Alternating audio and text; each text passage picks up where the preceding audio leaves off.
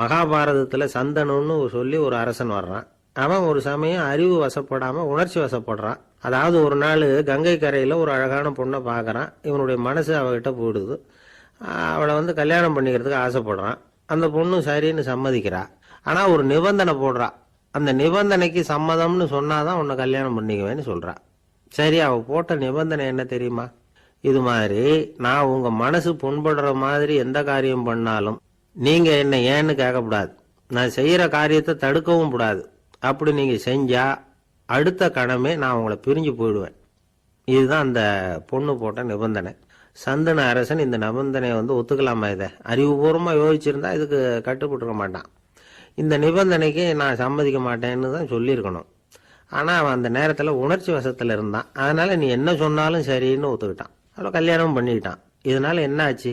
7 பச்சை இளம் குழந்தைகளை பிறந்த உடனே அவள் கங்கையில் தூக்கி எறிஞ்சி கொல்லக்கூடிய கோர காட்சியை இவன் ஒன்று பின்னாடி ஒன்றா பார்க்க வேண்டியதாக போச்சு. கடைசியில் 8வது குழந்தை பிறந்ததுன்னு தான் அவனுடைய அறிவு மேலோங்குது. அந்த கொடிய செயலை தடுத்து நிறுத்துறான். அந்த 8வது குழந்தை தான் பின்னாடி பீஷ்மர் ஆகிறார். ஒரு பக்தி பிரசங்கத்தில் ஒரு பேச்சாளர் இந்த விஷயத்தை சொல்லிவிட்டு இன்னொரு விஷயமும் சொன்னார். அது என்னன்னா, சந்தனு மன்னன் அறிவுக்கும் உணர்ச்சிக்கும் நடுவில் அகப்பட்டு தவிச்சதுனால அவன் வம்சத்தில் வந்த கௌரவர்கள் உணர்ச்சி வசப்பட்டாங்க, பாண்டவர்கள் அறிவு வசப்பட்டாங்க அப்படின்னு சொன்னார். மனுஷனுக்கு உணர்ச்சியை விட அறிவு மேலோங்கி இருக்கணுங்கிறது சரிதான். ஆனால் அந்த அறிவை எப்படி உபயோகப்படுத்துறோங்கிறது முக்கியம். ஒருத்தர் சொன்னார், சார் இன்னைக்கு கோயம்புத்தூரில் ஒரு கல்யாணம், அதுக்கு நான் போக முடியலேன்னு நினைக்கும் பொழுது மனசுக்கு ரொம்ப வருத்தமாக இருக்குது சார் அப்படின்னார். ரொம்ப உணர்ச்சி வசப்பட்டார். அதுக்காக கவலைப்படாதீங்க சார், ஒரு வாழ்த்து தந்தி கொடுத்துருங்களேன் அப்படின்னார் இன்னொருத்தர். அது எப்படி சார் முடியும்னார் அவர். நான் தானே சார் கல்யாண மாப்பிள்ளை அப்படிங்கிறார் அந்த ஆள். ஒரு சின்ன பையன் என்னை தேடிட்டு ஓடி வந்தான். ஒரு கதை சொல்லுங்கன்னா, சொந்தமாக எதுவும் தெரியாதே என்ன, உங்களுக்கு சொந்தமாக எதுவும் தெரியாதுன்னு எனக்கும் தெரியும் அப்படின்னா. இந்த பையன் அடிக்கடி என்கிட்ட கதை கேட்குறவன். அதனால் என்னோட ரகசியம்லாம் அவனுக்கு அத்துப்படி. அதனால தான் அவ்வளவு தெளிவாக அடிச்சு விட்றான். சரி, இப்போ என்ன செய்யலாம்னு, பழைய கதை ஏதாவது ஒன்று சொல்லுங்களேன்னா. உனக்கு கிருஷ்ண தேவராயரை தெரியுமான்னு. அவர்கிட்ட நேரில் பழக்கம் இல்லை, ஆனால் அவரை பற்றி புஸ்தகத்தில் படிச்சிருக்கேன்னா.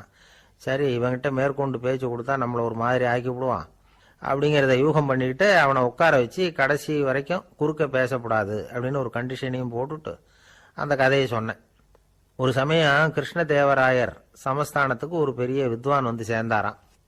என்னோட போட்டி போடுறதுக்கு இந்த ஊரில் யாராவது இருக்கீங்களா அப்படின்னு சவால் விட்டாராம். அந்த ஊரில் இருந்த பெரிய பெரிய வித்வான்லாம் இது ஏதுனா வம்பா போச்சுன்னு நினைக்க ஆரம்பிச்சிட்டாங்க. யாரும் அந்த ஆளோட போட்டி போடுறதுக்கு தயாராக இல்லை. எல்லாரும் நடுங்கிக்கிட்டு இருக்கிறாங்க. அந்த நேரத்தில் ஒருத்த மட்டும் தைரியமாக முன்னுக்கு வந்தான். அது யாருன்னா தெனாலிராமன். அந்த சமஸ்தானத்தில் விகட கவி அவன். என்ன அனுப்புங்க போட்டிக்கு, நான் ஜெயிச்சு காட்டுறேன்னா. உனக்கு அவ்வளவு தைரியம் இருக்குதா அப்படின்னு கேட்டாங்க. தைரியம் மட்டும்தான் என்கிட்ட இருக்குது, ஆனால் தைரியம் இருந்தால் அதிர்ஷ்டம் தேடிட்டு வருங்கிறது எனக்கு தெரியும் அப்படின்னா. அடுத்த நாள் போட்டி ஆரம்பமாச்சு. அந்த பெரிய வித்வான் நின்னார். தெனாலிராமன் எதிரில் நின்னான். அந்த வித்வான் ஒரு விரலை காட்டினார். தெனாலிராமன் பதிலுக்கு 2 விரலை காட்டினான். வித்வான் 3 விரலை காட்டினார். இவன் உடனே 4 விரலை காட்டினான். உடனே 5 விரலை காட்டினார் அவர்.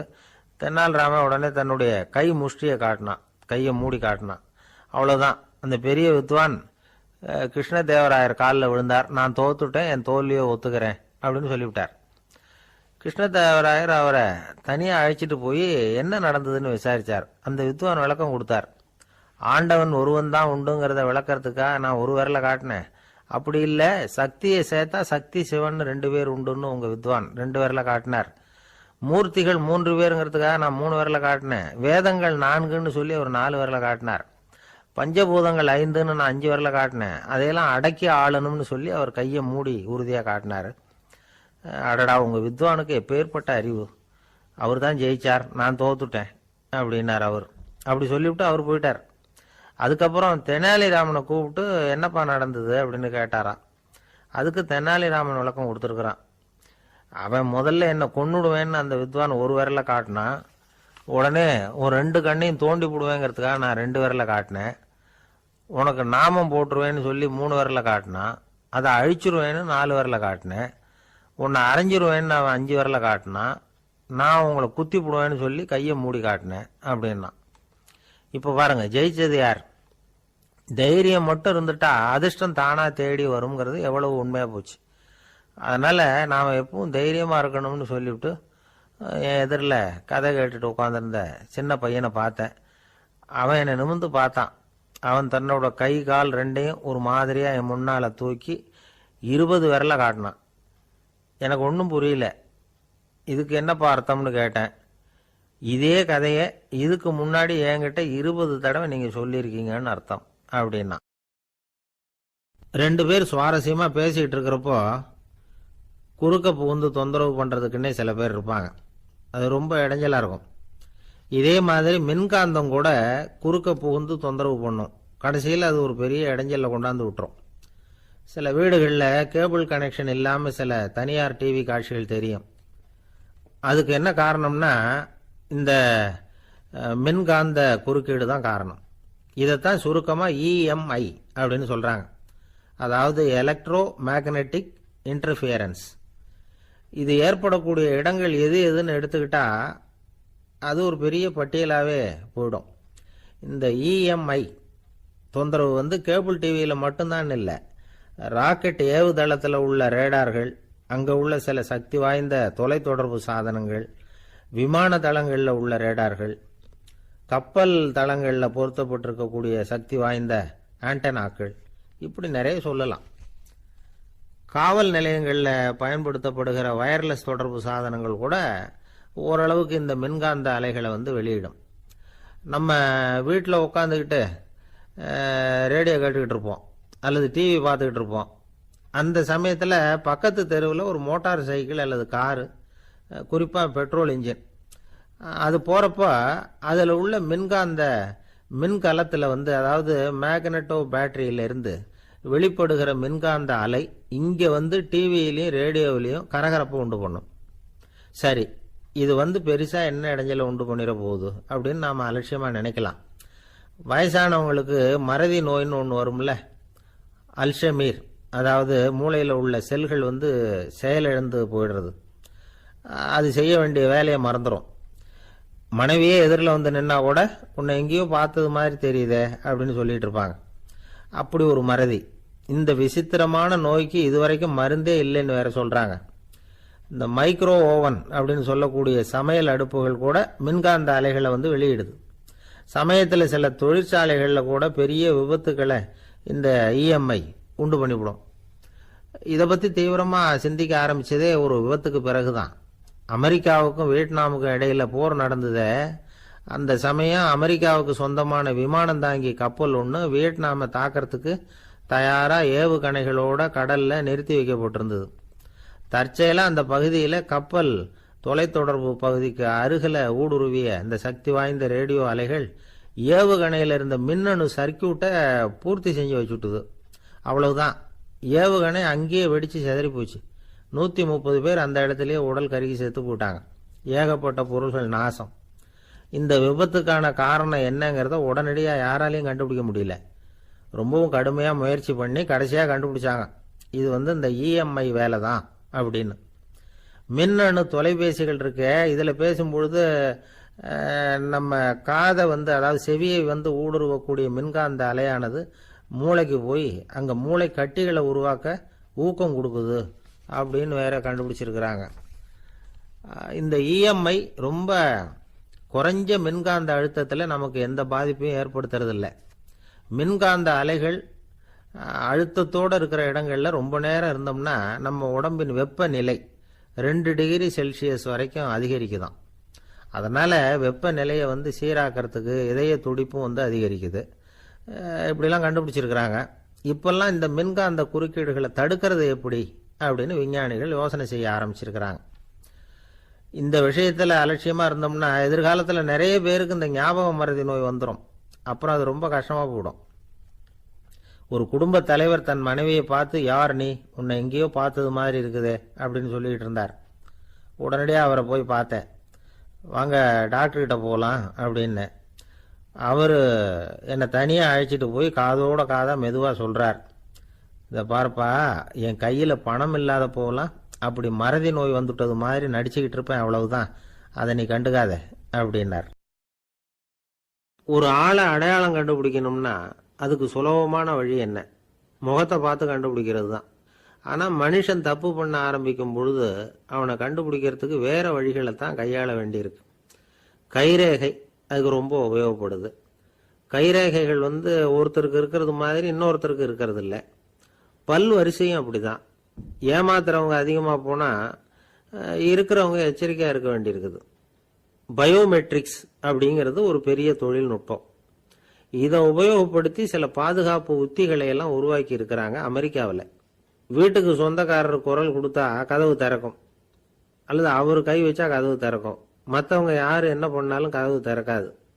இது ஒரு முறை. அவரோட குரல் அல்லது கைரேகை ஒரு எலக்ட்ரானிக் சாதனத்தில் ஏற்கனவே பதிவு பண்ணப்பட்டிருக்கும். இவர் குரல் கொடுக்கறப்போ அல்லது கையை வைக்கிறப்போ அதை ஒப்பிட்டு பார்த்து சரியா இருந்தா கதவு திறக்கிறது மாதிரி ஒரு ஏற்பாடு. இதே மாதிரி ஒருத்தரோட விழித்திரையில உள்ள இரத்த குழாய் அமைப்பு பாருங்க, அது கூட ஒருத்தருக்கு இருக்கிறது மாதிரி இன்னொருத்தருக்கு இருக்கிறது இல்லை. அதனால அதை வச்சு அடையாளம் கண்டுபிடிக்கக்கூடிய சாதனங்களும் இப்போ பழக்கத்துக்கு வந்தாச்சு. கைரேகையை ஒப்பிடுற சாதனத்தை விட விழித்திரை இரத்த குழாய் அமைப்பை அடையாளம் காணுற சாதனம் இருக்கு பாருங்க, இது ரொம்ப நுட்பமானது. இது நம்ப தகுந்தது. ஒரு ஆளை அடையாளம் கண்டுபிடிக்கிறதுக்கு இது எடுத்துக்கிற நேரம் ஒரு வினாடி தான். ஒரு கருவி இருக்கும், அதில் உள்ள ஒரு சிறு துளையில கண்ணை வச்சு பார்க்கணும். உடனே இந்த சாதனம் குறைந்த சக்தி உள்ள இந்த அகசிவப்பு ஒளியை பாய்ச்சி அவரது விழித்திரையின் இரத்த குழாயை ஆராய்ச்சி பண்ணி ஏற்கனவே அதோட நினைவு பெட்டகத்தில் பதிவு பண்ணி வச்சிருக்கிறோமே அந்த அமைப்புகளோட இதை ஒப்பிட்டு பார்த்து சரியான ஆள் தானா இல்லையா அப்படின்னு அடையாளம் காட்டிவிடும். குரலை வச்சு அடையாளம் கண்டுபிடிக்கிறதும் இந்த பயோமெட்ரிக்ஸ் முறைகளில் ஒன்று. ஒரு நபரோட குரல்ல டிஜிட்டல் குறியீடுகளை மாற்றி பதிவு பண்ணிக்கிட்டு மீண்டும் அதே குரலை இனம் காணக்கூடிய சாதனங்கள் ஏற்கனவே அமெரிக்காவில எல்லாம் விற்பனைக்கு வந்தாச்சு. ஒரு ஆளுக்கு ஜலதோஷம் பிடிச்சிருந்தா கூட அந்த சாதனம் சரியாவே கண்டுபிடிச்சிருமா. குரலை மாற்றி பேசுறவங்க கூட இந்த கருவியை ஏமாற்ற முடியாது. இதை ஆஸ்பத்திரிகள், வங்கிகளில் உள்ள இரும்பு பெட்டக காப்பறைகள் இங்கெல்லாம் உபயோகப்படுத்தலாம். குழந்தைகள் உள்ள இடங்களுக்கு இது ரொம்ப உபயோகப்படும். கதவு பூட்டிக்கிட்டுதுன்னு வச்சுக்கோங்க, கதவை திறக்கிறதுக்கு சாவி உபயோகப்படுத்த தெரியாத குழந்தைகள் குரல் எழுப்பிய கதவை திறந்துட முடியும். எதிர்காலத்தில் இந்த பயோமெட்ரிக்ஸ் முறை இன்னும் பல ஆச்சரியங்களை ஏற்படுத்தும் அப்படின்னு எதிர்பார்க்குறாங்க. ஸ்டியரிங்கை தொட்டதுமே காரு ஸ்டார்ட் ஆகிடும், சாவி வேண்டியதில்லை. காரு சொந்தக்காரர் தொட்டாதான் ஸ்டார்ட் ஆகும், வேற யாராவது தொட்டா ஸ்டார்ட் ஆகாது. ஒரு மனுஷனோட நடை, அவர் டைப்ரைட்டரை தொடுகிற விதம், இதையெல்லாம் வச்சு கூட ஆளை அடையாளம் காணக்கூடிய தொழில்நுட்பம் வரலாம். என்னதான் தொழில்நுட்பம் வளரட்டும், குடும்பத்துக்குள்ள நடக்கிற திருட்டுகளை கண்டுபிடிக்கிறது ரொம்ப கஷ்டம். ஒரு வீட்டில் பெட்டியில் இருந்த பணம் காணாமல் போச்சு, வீட்டுக்காரரோ அல்லது பையனோ தான் எடுத்திருக்கணும். பெட்டியை திறந்து பார்த்தா அந்த வீட்டுக்காரம்மா இதுல இருந்து பணத்தை எடுத்தது நிச்சயமா என் வீட்டுக்காரரு தான் அப்படின்னு சொல்ல முடியல அவங்களால. யோசிச்சாங்க, என்னம்மா இப்படி யோசிக்கிறீங்களேன்னு கேட்டிருக்காங்க. நிச்சயமா இந்த பணத்தை எடுத்தது என் வீட்டுக்காரர் இல்லை அப்படின்னு உறுதியா சொல்லிவிட்டாங்க அந்த அம்மா. இது கேட்டவங்களுக்கு ரொம்ப ஆச்சரியமா இருந்தது, அந்த வீட்டுக்காரருக்கு இது ரொம்ப பெருமையா இருந்தது. அது எப்படி அவ்வளவு கரெக்டா சொல்றீங்க அப்படின்னு கேட்டிருக்கிறாங்க. அப்போ அந்த அம்மா சொல்லிச்சான், பெட்டியில இன்னும் கொஞ்சம் பணம் மிச்சம் இருக்குது, இவர் எடுத்திருந்தாருன்னா அப்படி மிச்சம் வச்சிருக்க மாட்டார், அதனால தான் அப்படி சொன்னேன் அப்படின்னாங்களாம். ஆந்திர நாட்டில் ஒரு அரசர் இருந்தார். அந்த அரசர்கிட்ட ஒரு அமைச்சர் இருந்தார். அந்த அமைச்சர் பேரு ராயண பாஸ்கர். அவர் ஒரு பெரிய அறிவாளி. அது மட்டும் இல்லை, மிகச்சிறந்த கொடையாளி. யார் எது கேட்டாலும் இல்லைன்னு சொல்ல மாட்டாராம். அதன் காரணமாகவே அவர்கிட்ட இருந்த செல்வம் நாளுக்கு நாள் குறைஞ்சிக்கிட்டே வந்துட்டு தான். கடைசியில் குடும்பத்துக்குன்னு எதுவும் வைக்காமலே அவர் போய் சேர்ந்துட்டார். மகனும் இறந்துட்டார். அந்த குடும்பத்தில் மிஞ்சி இருந்தது அவருடைய மருமகள், ஒரு பேரன், அவ்வளவுதான். இருந்த ஒரே சொத்து பழுதடைஞ்ச ஒரு வீடு. அந்த அம்மா மற்ற வீடுகளில் வேலை செஞ்சு தன்னுடைய பிள்ளைய படிக்க வச்சுக்கிட்டு வராங்க. அந்த புள்ள ஒரு பெரிய வள்ளலுடைய பேரன்கிறது அந்த பள்ளி வாத்தியார்களுக்கும் தெரியும். அதனால அவங்களும் இவங்கிட்ட கொஞ்சம் அன்பாகவும் அக்கறையாகவும் பழகி பாடம் சொல்லி கொடுத்துக்கிட்டு இருக்கிறாங்க. ஒரு நாள் ஒரு புகழ்பெற்ற கவிஞர் ஒருத்தர் அந்த பள்ளிக்கூடத்துக்கு வந்திருக்கிறார். ஆசிரியர்கள்கிட்ட பேசிக்கிட்டு இருந்தப்ப ஒரு செய்தியை சொன்னாராம். ராயண பாஸ்கருங்கிற வள்ளல் எனக்கு நிறைய உதவிகள் செஞ்சிருக்கார், என்னை பாராட்டி பரிசுகள்லாம் கொடுத்துருக்கிறார்.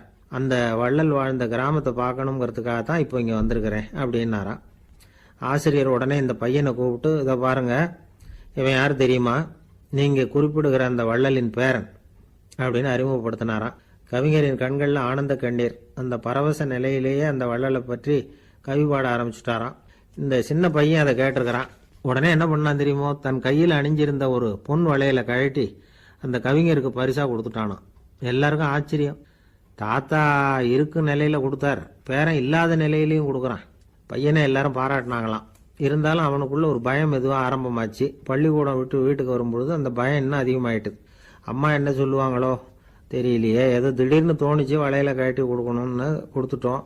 குடும்பம் இருக்கிற நிலையில இப்படி நான் செஞ்சது தப்பா? வீட்டு செலவுக்கே அம்மா எவ்வளவு கஷ்டப்படுறாங்க, வீட்டுக்கு போனதும் என்ன நடக்குமோ தெரியலையே அப்படின்னு நினைச்சு பயந்துக்கிட்டே அவன் வீட்டுக்குள்ள அடி எடுத்து வைக்கிறான். அம்மா கூப்பிட்டு சாப்பாடு போட்டாங்க. அவங்க கண்ணில் படக்கூடாதுங்கிறதுக்காக ஒரு கையை பின்னாடி மறைச்சிக்கிட்டே இருந்தான். அம்மா இதை கவனிச்சிட்டாங்க. ஏய், உன் கையை ஏன் அப்படி வச்சிருக்கிற, உன் கைக்கு என்னாச்சு, ஏதாவது அடிபட்டு போச்சா அப்படின்னு கேட்டுக்கிட்டே கையை எடுத்து பார்க்குறாங்க. வளையல காணலை. வளையல் எங்கே அப்படின்னு கேட்குறாங்க. இவன் தயங்கிக்கிட்டே நடந்ததை சொல்கிறான்.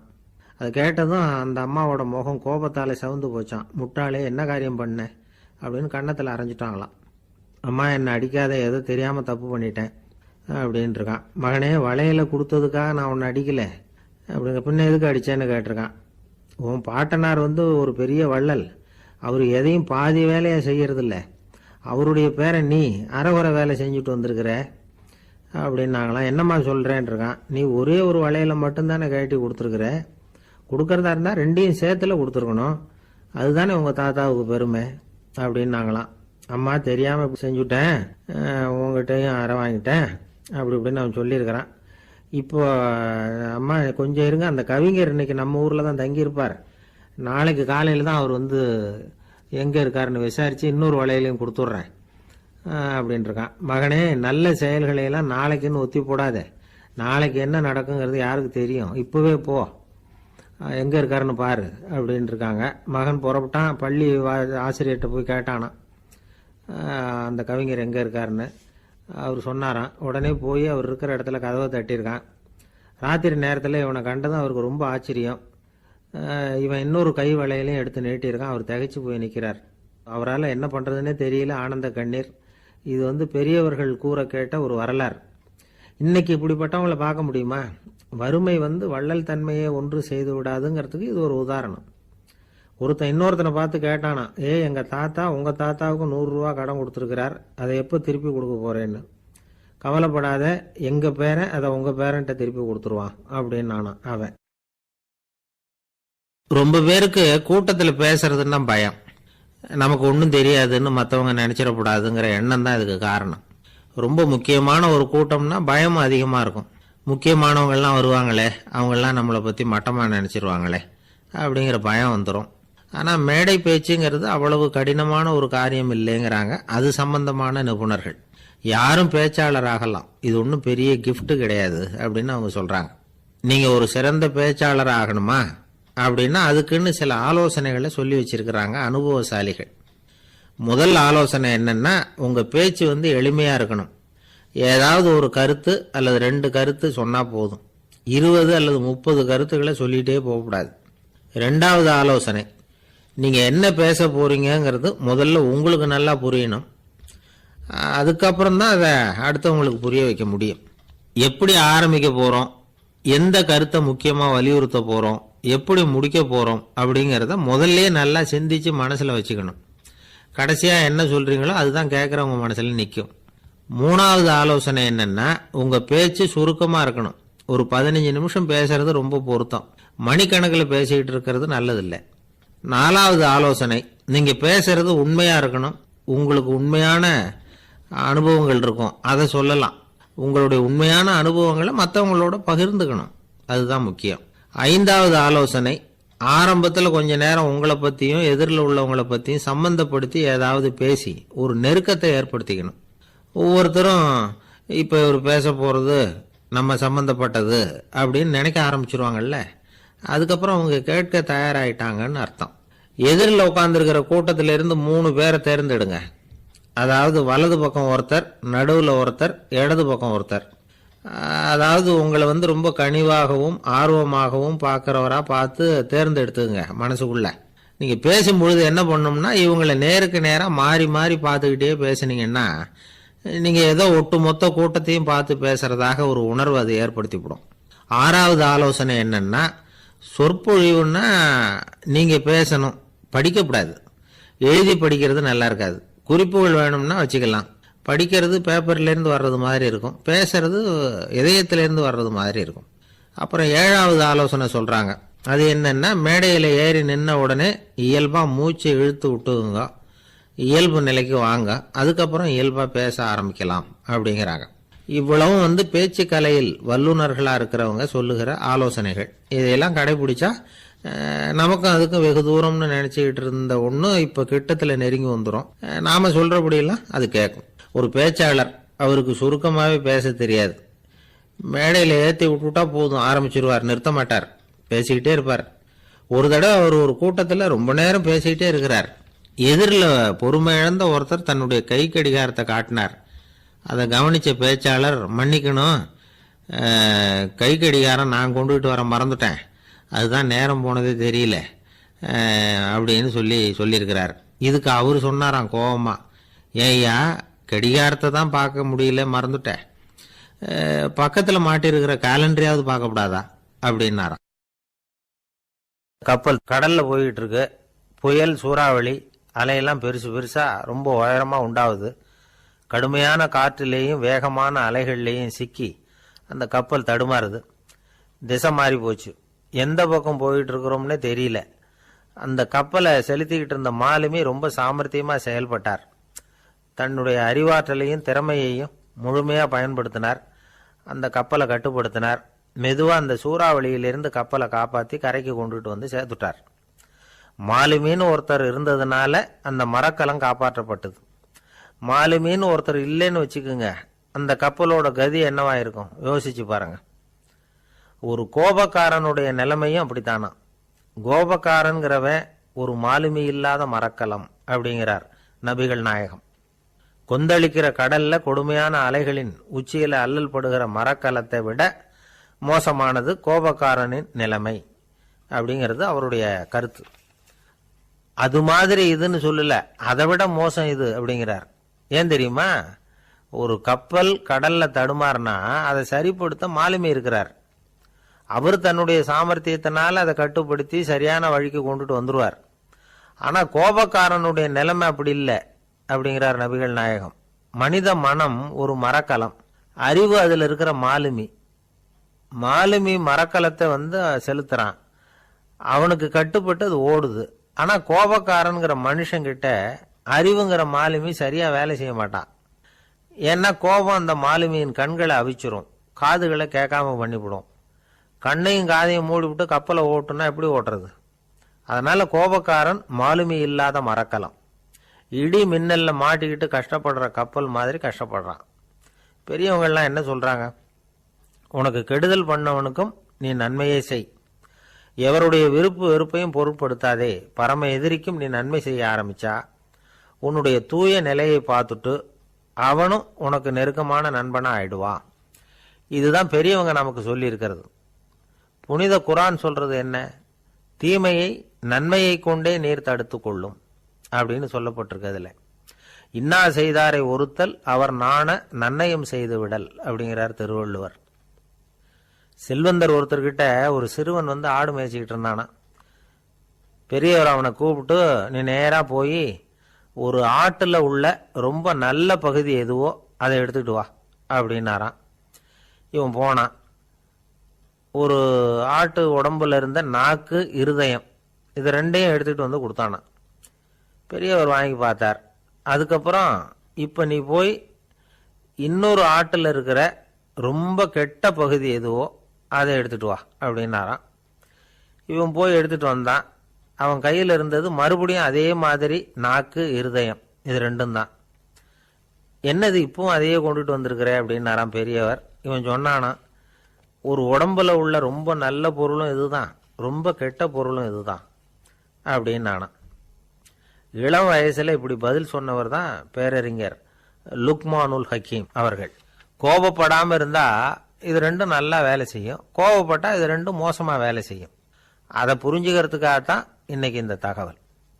கோபம் வந்துட்டா நாம என்ன செய்யறோங்கிறது நமக்கே தெரியாது. ஒருத்தர் டாக்டர் கிட்ட போனார் அவசரமா. டாக்டர், எனக்கு இப்போ கடுமையான கோப வெறி, எனக்கு கண்ணு மண்ணு ஒன்றும் புரியல, உடனடியாக அதை கட்டுப்படுத்தணும், உடனே இதுக்கு ஏதாவது ஒரு மாத்திரை கொடுங்க ப்ளீஸ் அப்படின்னார். அந்த டாக்டரும் உடனே ஒரு மாத்திரையை கொடுத்து இதை உடனே போடுங்க, நான் தண்ணி கொண்டுட்டு வரேன்னு உள்ளே போனார். தண்ணியோடு திரும்பி வந்தார். இவர் சொன்னார், டாக்டர் நீங்கள் கொடுத்த மாத்திரை ரொம்ப பெருசாக இருந்தது, இருந்தாலும் கஷ்டப்பட்டு முழுங்கிட்டேன்னார். டாக்டர் சந்தேகத்தோட மேசையை பார்க்குறார். பார்த்தா மாத்திரை அங்கேயே இருக்குது, பேப்பர் வெயிட்டை காணல. தானத்தில் சிறந்தது எது அப்படின்னு ஒரு கேள்வியை கேட்டு, தானத்தில் சிறந்தது நிதானம் அப்படின்னு அதுக்கு ஒரு பதிலும் சொல்கிறவங்க உண்டு. நிதானம் ரொம்ப அவசியம், அதுவும் இன்றைய உலகத்துக்கு ரொம்ப அவசியம். இன்னைக்கு உலகம் ரொம்ப பரபரப்பாக போய்கிட்டு இருக்குது. பொறுமையாக இருக்கணும்னு நினைக்கிறவங்களால கூட அப்படி இருக்க முடியறதில்ல. பொறுமையை சோதிக்கிறது மாதிரி பல சம்பவங்கள், அதையெல்லாம் சந்திச்சே தீர வேண்டியிருக்குது. எங்கே போனாலும் க்யூவில் நிற்க வேண்டியிருக்குது, எங்கே போனாலும் காத்துக்கிட்டு இருக்க வேண்டியிருக்கு. ஆஃபீஸ்லேயோ வீட்லேயோ கூட நீங்கள் நிதானமாக பொறுமையாக நடந்துக்க தெரியலன்னா உங்களுக்கு சிடுமூஞ்சி, முசுடு இப்படிலாம் பேர் வச்சுருவாங்க. அது உங்களுக்கு தேவையா? சரி, வாழ்க்கையில் பொறுமைசாலின்னு பேர் வாங்கிறதுக்கு என்ன வழி? முதல் பாயிண்ட், நீங்கள் நினைக்கிறது, எதிர்பார்க்கறது, செய்யறது எல்லாமே 100% கரெக்டாக நடக்கணும்னு ஆசைப்படக்கூடாது. எதுவாக இருந்தாலும் அதில் ஓரளவுக்கு தவறு நடக்கலாம் அப்படிங்கிறத எதிர்பார்த்தே இருக்கணும். ஓரளவுக்கு அதை அனுமதிக்கணும். ஒரு நண்பரை 6 மணிக்கு ஒரு இடத்துக்கு வர சொல்லியிருக்கிறீங்க, 6 மணிக்கு அவர் வரலை, உடனே பொறுமை இழந்து நடந்துக்கக்கூடாது. ஒரு 10 நிமிஷம் டிலே ஆகலாம். ஒரு வர்ற வழியில் பஸ்ஸு கூட ஏதாவது டிராஃபிக்கில் மாட்டியிருக்கலாம். அதெல்லாம் எதிர்பார்த்தே கொஞ்சம் காத்திருக்கிறதுல ஒன்றும் தப்பு இல்லை. சில சமயம் டிலே ஆகிறது கூட நல்லதாக முடியும். ஒரு பஸ்ஸை தவற விட்டுட்டு ஐயோ கொஞ்சம் ஒரு 2 நிமிஷம் முன்னாடி வந்திருந்தா பிடிச்சிருக்கலாமே அப்படின்னு தவிச்சிக்கிட்டு இருப்பாங்க சில பேர். அடுத்தபடியாக வர்ற பஸ்ஸு நேரடியாக நீங்கள் போக வேண்டிய இடத்துக்கே கொண்டு போய் விடுற பஸ்ஸாக கூட இருக்கலாம். அது உங்களுக்கு முன்னாடி தெரியாதுல்ல. சில நெருக்கடியான சூழ்நிலைகளை தமாஷா எடுத்துக்கிறதுக்கு பழகிக்கணும். சில இடங்களுக்கு போகிறப்ப காத்திருக்கிறதுக்கு நம்ம மனசை தயார்படுத்திக்கிட்டே போகணும். ஒரு ரயிலுக்கோ பஸ்ஸுக்கோ அல்லது விமானத்துக்கோ கப்பல் பிரயாணத்துக்கோ போகிறப்போ அங்கே போய் நீங்கள் மணிக்கணக்கில் கூட காத்துக்கிட்டு தான் இருக்கணும். புறப்படுற நேரம் கூட மாறலாம். நீங்கள் போய் சேர்ந்ததும் அது உடனே புறப்படணும்னு கட்டாயமாக என்ன?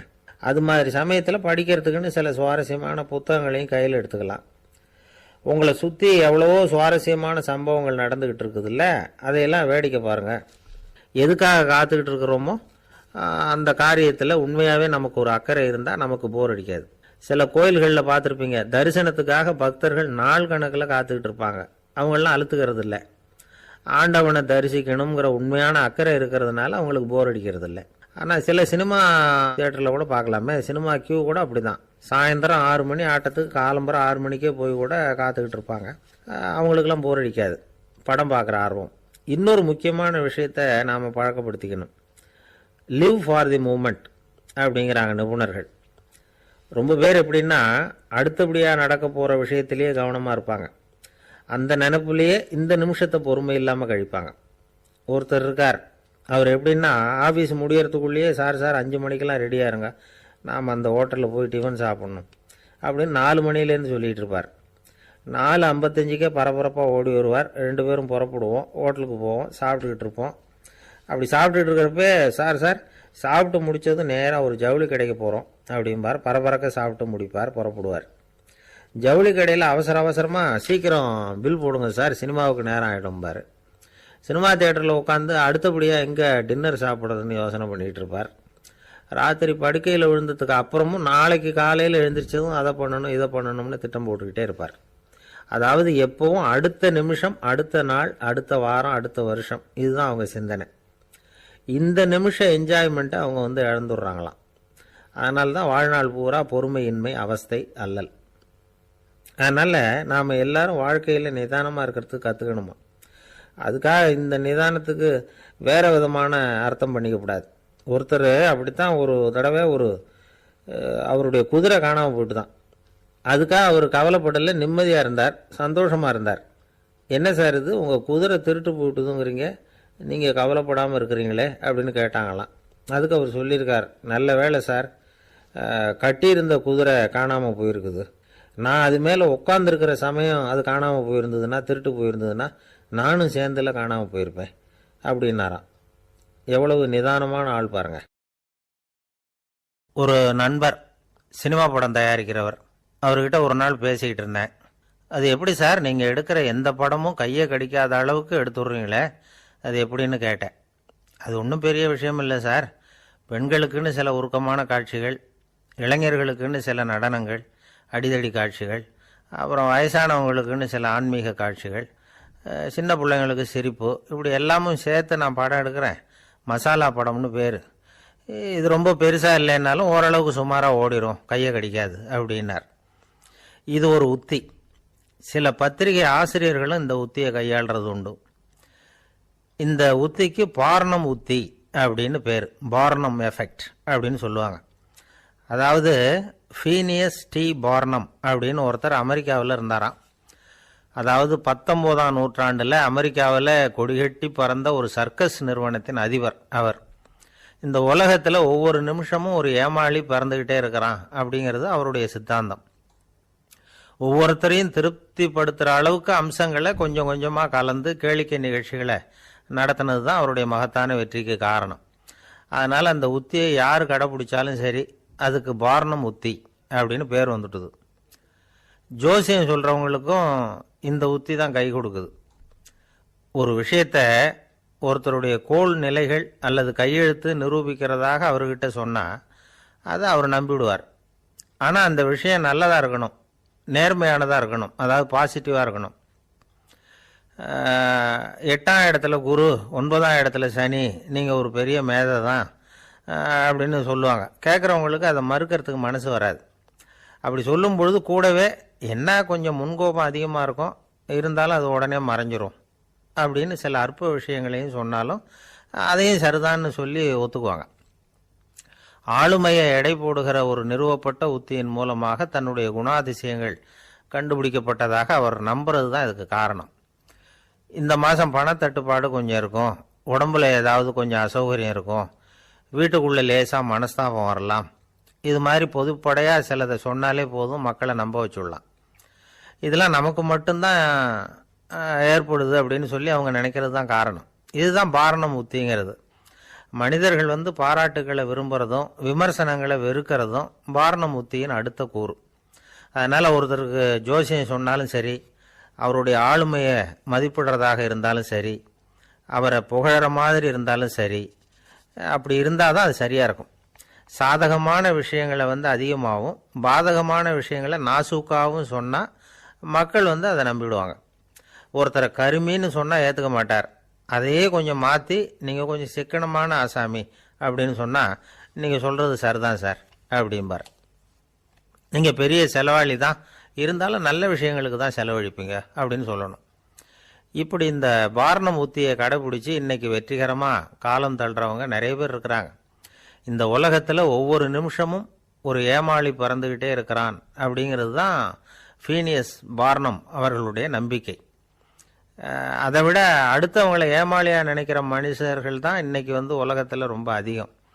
ஒருத்தர் தன்னுடைய மேல் அதிகாரிகிட்ட போய், ஐயா ஒரு நாள் லீவு வேணும், என் தங்கச்சிக்கு கல்யாணம் அப்படின்னார். அவர் பார்த்தார், ஒரு 10 நிமிஷம் வெளியில் இருங்கன்னார். 10 நிமிஷம் கழித்து கூப்பிட்டார், இதை பாருங்கள், நீங்கள் சொல்கிறது பொய், இப்போ உங்கள் தங்கச்சிக்கு ஃபோன் பண்ணேன், அவங்க தனக்கு 2 வருஷத்துக்கு முன்னாடியே கல்யாணம் ஆகிட்டதாக சொல்கிறாங்க அப்படின்னார்.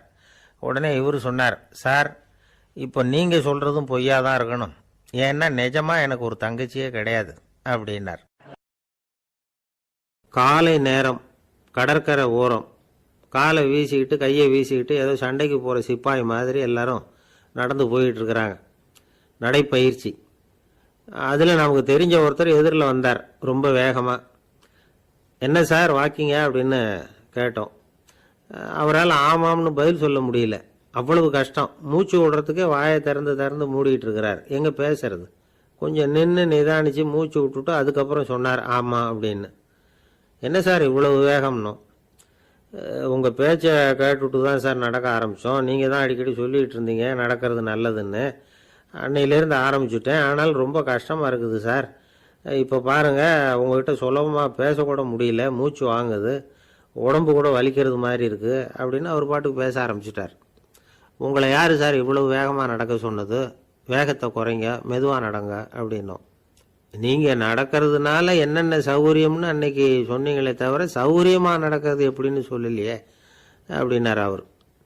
இன்னமும் லேசாக மூச்சு வாங்கிக்கிட்டே சொன்னால் கூட இவர் சொல்கிறதுலேயே ஒரு நியாயம் இருக்குது. அதனால் இந்த நடைப்பயிற்சி பண்ணுறவங்க கவனிக்க வேண்டிய சில முக்கியமான குறிப்புகள் இருக்குது. அது என்னென்னங்கிறத அவங்க தெரிஞ்சுக்கணும். அது தெரிஞ்சு வச்சுக்கிறது நல்லது. இதெல்லாம் மருத்துவ நிபுணர்கள் சொல்கிற குறிப்புகள். அவங்க என்ன சொல்கிறாங்க தெரியுமா? உங்கள் வயசு 40க்கு மேலேயா? உங்கள் எடை இருக்க வேண்டியதை விட 10 கிலோ அதிகமாக இருக்குதா? நீங்கள் புகை பிடிக்கிறவரா? இதய நோய், இரத்த நாள நோய், உயர் இரத்த அழுத்தம் இப்படி ஏதாவது உங்களுக்கு உண்டா? அப்படின்னா நீங்கள் உங்கள் இஷ்டத்துக்கு வரிஞ்சு கட்டிக்கிட்டு நடைப்பயிற்சி பண்ண ஆரம்பிச்சிடாதீங்க. முதல்ல ஒரு மருத்துவ பரிசோதனை பண்ணிக்கோங்க, அதுதான் நல்லது அப்படின்னு அவங்க சொல்கிறாங்க. நடக்கிறப்போ, உடற்பயிற்சி செய்கிறப்போ மார்பு பகுதியில் அல்லது வேற எங்கேயாவது தொடர்ந்து வலி இருந்ததுன்னா பயிற்சியை நிறுத்தி விட்டு டாக்டரை போய் பார்க்கணும். நடைப்பயிற்சி பண்ணுறப்போ உங்கள் சக்திக்கு தகுந்த மாதிரி மெதுவாக அதிக கஷ்டம் இல்லாமல் முன்னேறலாம். அங்கே என்ன போட்டியாக வைக்கிறாங்க, முந்திக்கிட்டு போய் என்ன பண்ண போகிறோம், பரிசா வாங்க போகிறோம். அதனால் நிதானம் அவசியம் அப்படிங்கிறது அவங்க ஆலோசனை. தொந்தரவு கொடுக்காத ஷூ, ட்ரெஸ்ஸு இதுகளை உபயோகப்படுத்துங்க. பாதத்தில் ஆடு தசை இருக்குல்ல, அங்கே ஏதாவது பிரச்சனை இருந்ததுன்னா டாக்டரை பாருங்கள். இந்த பாதத்தில் வலி வரும் அந்த இடத்துல. வெயில் காலமாக இருந்தால் தலைக்கு தொப்பி வச்சுக்கோங்க. பனியில் நடந்தாலும் அப்படி தான், தலையை பத்திரமா பார்த்துக்குங்க. நம்மக்கிட்ட ஏதோ கொஞ்சம் உருப்படியாக தெரியறது அது தானே. உடற்பயிற்சிக்கு முன்னாடி பின்னாடி பயிற்சி செய்கிறப்போ நிறைய தண்ணி குடிக்கலாமா. முதல் 1 மாதத்துக்கு கொஞ்சம் தளர்த்தியாக சாவகாசமாக நடக்கலாம். மணிக்கு 3 அல்லது 4 கிலோமீட்டர் வேகம்னு வச்சுங்களேன். அதுக்கப்புறம் வேகத்தை அதிகப்படுத்தலாம். மணிக்கு 6 அல்லது 8 கிலோமீட்டர் அளவுக்கு நடக்கலாம். நல்லா கையை வீசிக்கிட்டு நடக்கணும். மூச்சு விடுற எண்ணிக்கை அதிகரிக்கணும். இது மாதிரி ஒரு 30 நிமிஷம் நடக்கலாம். தனியாக நடந்து போகிறதுக்கு உங்களுக்கு என்னமோ மாதிரி இருக்குதா, கூட யாரையாவது சேர்த்துக்குங்க. ஒரு குரூப்பாக சேர்ந்து போகலாம். நடக்கிறதுங்கிறத ஒரு சந்தோஷமான சமாச்சாரமாக ஆக்கிக்கணும். தினம் இப்படி நடக்க வேண்டி இருக்குதே அப்படின்னு புலம்பிக்கிட்டே போகக்கூடாது. சில பேர் நடக்கிறப்போ கடந்த காலத்தை அசை போட்டுக்கிட்டே போவாங்க. சில பேர் வருங்காலத்தை அசை போட்டுக்கிட்டே போவாங்க. சில பேர் முக்கியமான திட்டம்லாம் இப்படி நடக்கிறப்போ தான் தீர்மானம் பண்ணுவாங்க. நடக்கிறதுனால மன இறுக்கம் குறையுது, பரபரப்பு குறையுது, மன ஆற்றல் பெருகுது, தன்னம்பிக்கை வளருது, முதுமை தள்ளி போகுது, செயல்திறன் அதிகரிக்குது. இதை தவிர உடம்புக்கும் பல விதமான சௌகரியங்கள் ஏற்படுது. அதனால் இது வரைக்கும் நடக்க ஆரம்பிக்காதவங்க இனிமே இந்த குறிப்புகளை கவனத்தில் வச்சுக்கிட்டு நடக்க ஆரம்பிச்சுடலாம். சார்லஸ் லேம்ப் அப்படின்னு ஆங்கில இலக்கிய மேதை ஒருத்தர், அவர் ஒரு தரம் உடம்பு சரியில்லைன்னு டாக்டர்கிட்ட போனாராம். டாக்டர் அவரை பார்த்துட்டு, நீங்கள் தினமும் காலையில் வெறும் வயத்தில் நடக்கணும் அப்படின்னாராம். வெறும் வயத்தில் நடக்கிறதுக்கு நான் தயார், ஆனால் வயிறு கிடைக்கணுமே சார், யார் வயத்து மேலே நடக்கிறது டாக்டர் அப்படின்னு கேட்டாராம் இவர். எனக்கு ஒரு உதவி செய்யணும் அப்படின்னு நம்மளை பார்த்து ஒருத்தர் கேட்குறாருன்னு வச்சுங்களேன். உடனே நாம் அவரை பார்த்து என்ன உதவின்னு கேட்போம். இதுதான் சராசரி மனிதர்களின் இயல்பு. ஆனால் ஒருத்தர் எனக்கு ஒரு உதவி செய்யணும் அப்படின்னு கேட்ட உடனே என்ன உதவின்னு கூட கேட்காம சரி செய்கிறேன் அப்படின்னு ஒத்துக்கிறது இருக்கு பாருங்க, அது கொஞ்சம் அபூர்வம். அந்த காலத்தில் ஒருத்தர் இருந்தார். அவர் எப்படி தெரியுமா? உதவி கேட்குறவங்க நல்லவங்களா கெட்டவங்களா அப்படின்னு கூட பார்க்கல, தனக்கு நன்மையா தீமையா அப்படின்னு கூட பார்க்கல, உதவி செய்கிறேன்னு புறப்பட்டு விட்டார். அவர் யார் தெரியுமா? அவர் தான் நல சக்கரவர்த்தி. அவர் மாதிரி நாமும் உதவி கேட்குறவங்களுக்கு உடனே உதவி செய்கிறதுக்கு தயாராக இருக்கணும் அப்படின்னு சொன்னார் ஒரு ஆன்மீக பேச்சாளர். நல சரித்திரத்தை அவர் சொல்லிக்கிட்டு இருந்தார். இந்திரன், அக்னி, வருணன், யமன் இவங்க 4 பேரும் நலனை பார்த்து, எங்களுக்கு நீ உதவி செய்யணும், எங்களுக்காக நீ தூது போகணும் அப்படின்னு கேட்குறாங்க. யாருக்கிட்ட தூது போகணும், என்ன காரியத்துக்காக போகணும் அப்படின்னு கேட்கணும்ல. நலன் அப்படி கேட்கவே இல்லை, உடனே சரின்னு ஒத்துக்கிறான். அதுக்கப்புறம் அவங்க விவரம் சொல்கிறாங்க, என்ன உதவி, யாருக்கிட்ட தூது போகணும் அப்படிங்கிற விவரத்தை சொல்கிறாங்க. நலனுக்கும் அப்புறம்தான் புரியுது, எந்த தமயந்தியை இவன் காதலிச்சானோ, எந்த தமயந்தின் சுயம்பரத்துக்காக இவன் போய்கிட்டு இருக்கிறானோ அந்த தமயந்தியை பார்த்து தங்களுக்காக அவகிட்ட வாதாடணும், பேசணும், தங்களில் ஒருத்தரை கல்யாணம் பண்ணிக்கும்படியாக கேட்கணும் அப்படின்னு அவங்க 4 பேரும் நலன்கிட்ட கேட்குறாங்க. இதை கேட்டதும் நலன் கொஞ்சம் கூட முகம் சுளிக்கலை, பதட்டப்படலை. நேராக தமயந்தி கிட்ட போகிறான். இந்திரன், அக்னி, வருணன், யமன் இவங்களோட சிறப்புகளை எடுத்து சொல்கிறான். இவங்களில் ஒருத்தரை கல்யாணம் பண்ணிக்கலாம் அப்படின்னு சொல்லி கேட்டுக்கிறான். ஆனால் இதுக்கு தமயந்தி சம்மதிக்கலை. சுயம்வரம் நடக்குது. அவள் நளனை தேர்ந்தெடுக்கிறாள். அந்த 4 பேரும் நளனுக்கு நிறைய வரங்கள்லாம் கொடுக்குறாங்க. அதுக்கப்புறம் இப்படி போகுது கதை. இதில் நாம் கவனிக்க வேண்டியது என்னென்னா, உதவின்னு கேட்ட உடனே என்ன உதவின்னு கேட்காம சரி செய்கிறேன்னு சொன்னான் பாருங்க, அதை கொஞ்சம் சிந்திக்கணும். செய்கிறேன்னு ஒத்துக்கிட்டதுக்கு அப்புறம் அது என்ன உதவின்னு தெரிஞ்சும் முகம் சுளிக்காமல் அதை செஞ்சான் பாருங்க, அதையும் கொஞ்சம் சிந்திக்கணும். நம்மால் ஒருத்தன் ஒரு நண்பனை தேடி போனான்.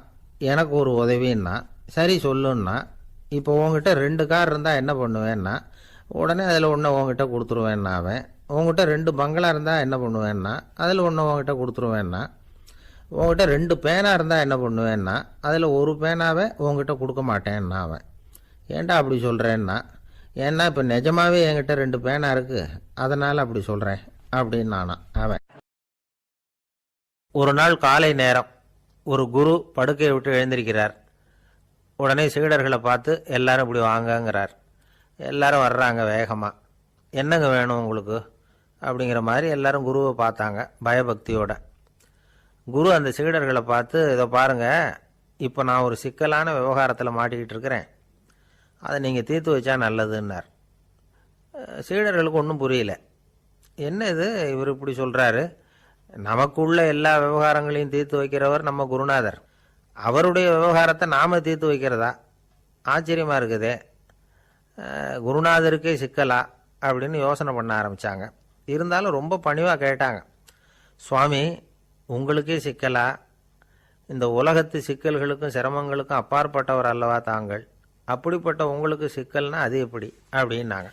எனக்கு ஏற்பட்டிருக்கிற சிக்கல் அவ்வளவு பெருசு, ரொம்ப பெரிய விவகாரம் அது அப்படின்னார் குரு. கொஞ்சம் விவரமாக சொல்லுங்க அப்படின்னாங்க இவங்க. இப்போ அந்த குரு விவரத்தை சொன்னார். அதாவது நேற்று ராத்திரி நான் ஒரு கனவு கண்டேன். அந்த கனவில் நான் ஒரு பட்டாம்பூச்சியாக மாறிட்டேன். அப்படி மாறி ஒவ்வொரு மலராக பறந்து போய் உட்காந்து தேன் சாப்பிட்டேன் அப்படின்னார். சீடர்கள் இதை கேட்டதும் ரொம்ப திகைச்சு போயிட்டாங்க. என்ன இது ஒரு பெரிய பிரச்சனையா, ஒரு சாதாரண கனவு கண்டதுக்காகவா இந்த காலை வேளையில் நம்மளையெல்லாம் குருநாதர் இவ்வளவு அவசரமாக கூப்பிட்டுருக்கார் அப்படின்னு நினச்சாங்க. இருந்தாலும் கேட்டாங்க, இதில் என்ன சிக்கல் சுவாமி, கனவுங்கிறது எல்லாருக்கும் வரத்தானே செய்யும் அப்படின்னார் ஒரு சீடர். சீடர்களே, பிரச்சனை அது இல்லை. நான் இன்னைக்கு காலையில் கண்ணு முழிச்சு பார்த்தப்போ நான் நானாக மறுபடியும் மாறிட்டேங்கிறத தெரிஞ்சுக்கிட்டேன்.